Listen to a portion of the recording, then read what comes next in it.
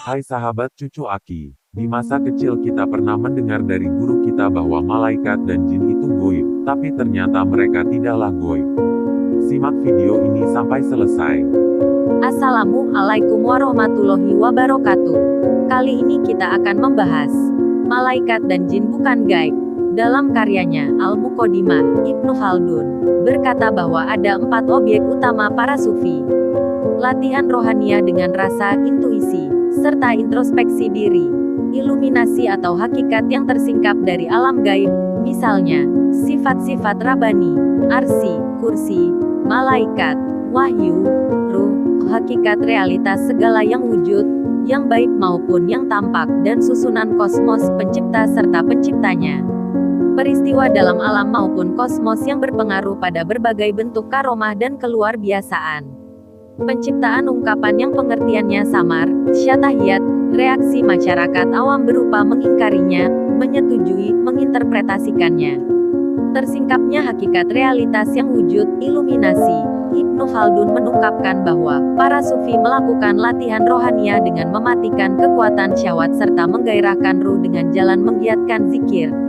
Dengan zikir, jiwa bisa mengalami hakikat realitas tersebut. Jika hal ini tercapai, maka yang wujud pun telah terkonsentrasikan dalam pemahaman seseorang, yang berarti ia berhasil menyingkap seluruh realitas yang wujud. Menurut Ibnu Khaldun, ketersingkapan yang seperti ini timbul dari kelurusan jiwa, yang seperti cermin rata dan dapat memantulkan gambar. Definisi gaib. Di dalam Al-Quran banyak sekali ayat yang memberikan keterangan masalah goib, yaitu dikatakan bahwa hanya Allah sajalah yang tahu masalah goib, bahwa hanya Allah dan Rasul yang diridainya sajalah yang mengerti tentang goib kiat. Hal ini dijelaskan dalam Al-Quran. Surat Jin ayat 26-27. Dia adalah Tuhan, yang mengetahui yang gaib, maka dia tidak memperlihatkan kepada seorang pun tentang yang gaib itu. Kecuali kepada Rasul yang diridainya, maka sesungguhnya dia mengadakan penjaga-penjaga, malaikat, di muka dan di belakangnya. Dalam hal ini saya akan mengambil sampel tentang bangsa jin untuk menggambarkan definisi dari gaib itu sendiri. Mari kita tinjau tentang bangsa jin itu sebetulnya gaib atau bukan. Ditinjau dari bahan pembuat jin. Jasad manusia diciptakan dari tanah sedangkan jasad jin diciptakan oleh Allah Subhanahu wa Ta'ala dari api. Sekarang kita lihat sifat-sifat dari api. Apakah api itu sesuatu yang gaib? Jawabnya tentu bukan. Api adalah sesuatu yang bukan gaib karena kita dapat dengan jelas melihat api tersebut dengan mata jasad kita. Lalu apa sifat dari api itu? Contoh pertama, api itu tidak bisa dipegang, kita hanya bisa memegang yang menimbulkan api saja. Misalkan, kita memegang obor. Tentu kita tidak dapat memegang api dari obor itu kan? Tapi kita dapat memegang obornya dan mengendalikan api itu bukan? Contoh kedua, api tidak dapat dipegang tapi dapat kita rasakan. Rasa dari api adalah panas dan dapat membakar sesuatu yang ada di sekitarnya. Jadi kesimpulannya ditinjau dari bahan asalnya bangsa jin itu adalah bukan sesuatu yang gaib. Kita tinjau dari sisi ilmu teknik fisika. Sebuah contoh mengenai frekuensi suara yang diterima oleh telinga kita. Telinga manusia hanya mampu mendengar suara yang mempunyai frekuensi getaran antara 20 Hz sampai 20 kHz.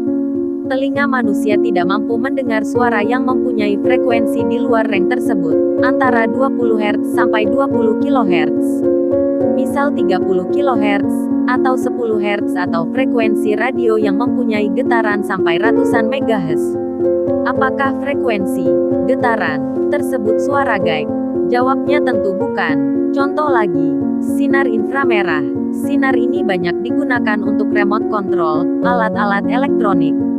Bukankah mata kita tidak dapat melihatnya? Tapi apa dia sesuatu yang gaib? Jawabnya tentu bukan. Begitu juga sinar ultraviolet. Kelelawar dapat menghasilkan suara ultrasonik dengan frekuensi di atas 20 kHz yang mana telinga manusia tidak dapat mendengarkannya.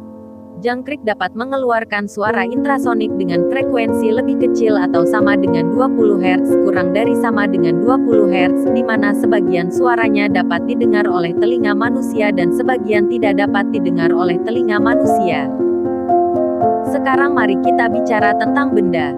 Kita tahu bahwa setiap benda itu kalau dipecah-pecah menjadi bagian yang lebih kecil disebut molekul dan molekul ini masih dapat dilihat.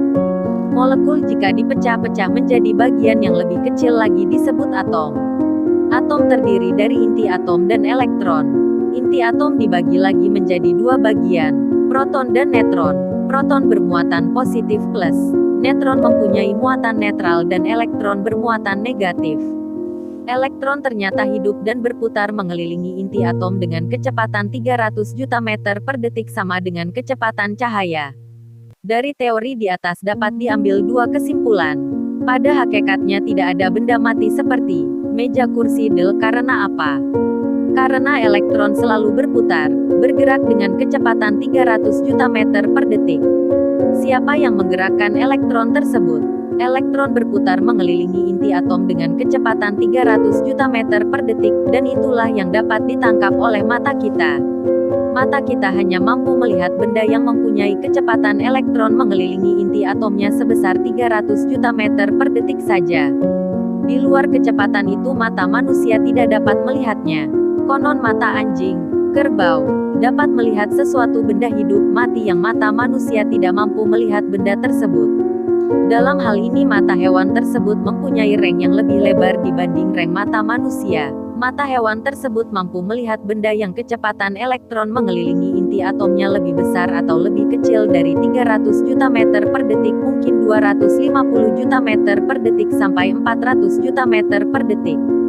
Sebuah contoh, peluru yang ditembakkan oleh seorang tentara, dengan kecepatan yang sangat tinggi peluru tersebut melesat. Mampukah mata kita melihat peluru tersebut? Tentu tidak. Apakah peluru itu sesuatu yang gaib? Tentu bukan. Mampukah mata kita melihat pertumbuhan sebuah pohon atau tanaman yang sangat pelan sekali kecepatan tumbuh per detiknya? Tentu tidak. Lantas apakah ada benda yang mempunyai kecepatan elektron mengelilingi inti atomnya di atas 300 juta meter per detik atau di bawah 300 juta meter per detik? Jawabnya ada. Alam tersebut paralel dengan dunia kita, dunia manusia. Apakah alam lain tersebut gaib? Jawabnya bukan. Alam lain tersebut mempunyai benda yang kecepatan elektron mengelilingi inti atomnya di atas 300 juta meter per detik atau di bawah 300 juta meter per detik. Mata jasad manusia tidak dapat melihatnya.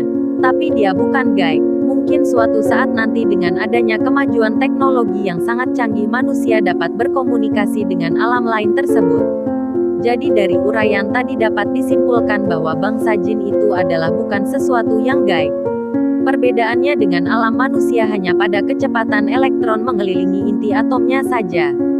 Kemungkinan besar kecepatan elektron mengelilingi inti atom di alam jin lebih tinggi dibanding dengan kecepatan elektron mengelilingi inti atom di alam manusia sehingga mata jasad manusia tidak mampu melihatnya, menangkapnya. Harapan saya mudah-mudahan dengan contoh-contoh dan penjelasan yang diuraikan tadi dapat diterima oleh pendengar dan sekaligus dapat menghilangkan perbedaan pendapat antar sesama orang Islam mengenai sesuatu yang selama ini dianggap gaib. Dengan video ini bukan maksud saya mengajak pendengar sekalian untuk bersekutu dengan bangsa jin, apalagi bersekutu dengan setan dari golongan bangsa jin, melainkan hanya sekedar menambah wawasan saja tidak lebih dari itu. Sebetulnya definisi gaib yang sebenarnya telah diterangkan di dalam Al-Quran Surat An-Naml ayat 65-66 yang artinya, katakanlah tidak ada seorang pun di langit dan di bumi yang mengetahui perkara yang gaib kecuali Allah dan mereka tidak mengetahui bila mereka akan dibangkitkan. Sebenarnya pengetahuan mereka tentang akhirat tidak sampai ke sana, malahan mereka ragu-ragu tentang akhirat itu, lebih-lebih lagi mereka buta daripadanya. Qs. An-Naml ayat 65-66. Jadi definisi gaib yang sebenarnya adalah zat Allah sendiri. Malaikat dan jin bukan gaib. Malaikat adalah bukan gaib karena ayam jago dapat melihat malaikat. Jin atau setan juga bukan gaib karena anjing dan keledai dapat melihat jin atau setan. Yang gaib hanya Allah Subhanahu wa Ta'ala saja. Qs. Jin 26-27. Dia adalah Tuhan yang mengetahui yang gaib, maka dia tidak memperlihatkan kepada seorang pun tentang yang gaib itu. Kecuali kepada Rasul yang diridainya, maka sesungguhnya dia mengadakan penjaga-penjaga, malaikat, di muka dan di belakangnya. Hadis Nabi, apabila kamu mendengar ayam jago berkokok di waktu malam, mintalah anugerah kepada Allah, sesungguhnya ia melihat malaikat. Tapi apabila engkau mendengar keledai meringkik di waktu malam, mintalah perlindungan kepada Allah dari gangguan syaiton, sesungguhnya ia melihat syaiton. Hari Bukhari dengan Fathul Bari 6/350, Muslim 4/2092 No. 2729. Tambahan yang terdapat dalam kurung diriwayatkan oleh Al-Bukhari dalam Adabul Mufrad nomor 1236, lihat silsilah Adabul Mufrad nomor 938 dan silsilah Ahadits As-Sahihah No. 3183. Dari Abu Hurairah radhiyallahu anhu, jika kalian mendengar lolongan anjing dan ringkikan keledai pada malam hari maka berlindunglah kepada Allah darinya karena ia melihat apa yang tidak dapat kalian lihat. Hari Abu Dawud No. 5103, Ahmad 3/306, 355-356 Sahih Al-Adabul Mufrad nomor 937 serta Ibnu Sunni nomor 311 dalam Amalul Yaum wal Lailah. Dari Jabir bin Abdillah radhiyallahu anhu, antara dalil Al-Quran dan dalil hadis tersebut di atas seolah-olah bertentangan, padahal tidak. Meminjam istilah dari spiritual bahwa sebetulnya malaikat, jin, alam barzah, alam kubur, surga, neraka, alam siluman, dan lain-lain, pokoknya sesuatu yang tidak bisa ditangkap oleh panca indera manusia, itu disebut dengan istilah al-guyub bukan al-gaib. Al-guyub adalah sesuatu yang gaib tapi masih bisa dibayangkan oleh pikiran kita, misalkan bentuk jin, siluman, wajah malaikat, keadaan neraka, surga, siksa kubur seperti apa, dan lain-lain. Al-gaib adalah hanya Allah Subhanahu wa Ta'ala saja, yang bentuknya, keadaannya tidak boleh dan tidak bisa dibayangkan oleh pikiran kita. Laisa kamitslihi syai'un Qs Asy-Syura ayat 11. Jadi gaib yang dimaksud di Al-Quran surat Jin, ayat 26-27 itu adalah al-gaib bukan al-guyub. Sedangkan yang dimaksud di hadis Nabi Muhammad Sallallahu Alaihi Wasallam di atas adalah al-guyub bukan al-gaib. Di Al-Quran surat Jin ayat 26 sampai ayat 27 tersebut di atas dikatakan bahwa yang mengetahui al-gaib adalah hanya Allah Subhanahu wa Ta'ala dan Rasul yang diridai saja. Siapa Rasul yang diridai oleh Allah Subhanahu wa Ta'ala untuk mengetahui yang gaib? Tidak lain Rasul yang diridainya tersebut adalah Nabi Muhammad Sallallahu Alaihi Wasallam. Mengapa? Karena Nabi Muhammad Sallallahu Alaihi Wasallam telah diperjalankan oleh Allah Subhanahu wa Ta'ala melalui perjalanan Isra, Miraj sampai ke langit tertinggi, langit ketujuh, di mana malaikat Jibril alaihi salam pun tidak sanggup untuk ke langit tertinggi tersebut. Wa Allahu alam, hanya Allah Subhanahu wa Ta'ala saja yang paling mengetahui. Wassalam.